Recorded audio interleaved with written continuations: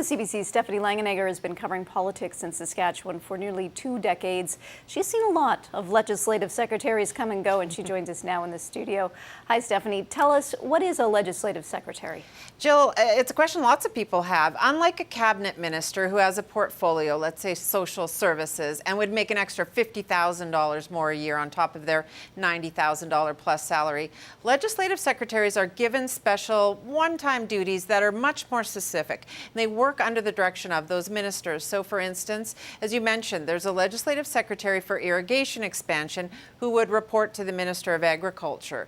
The legislative secretary for Public Bargaining reports to the Minister of Education, for instance. So how much are they paid then?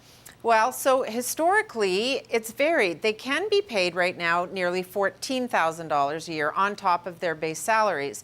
Back under the NDP Premier Lorne Calvert, who was criticized by the opposition leader at the time, Brad Wall, for appointing 4 legislative secretaries and paying them the maximum, which at the time was about $12,000 each. So when Brad Wall began appointing his own legislative secretaries, as you said, he made a point of saying he wouldn't pay them any more money. But last summer, quietly, it wasn't in the news release, he began paying them $3,000 each. There are 10 of them, $30,000. He could, of course, be paying them more, but the opposition wants to know why he's paying them at all, especially when everyone else is being asked to take that 3.5% pay cut. Teachers, healthcare workers.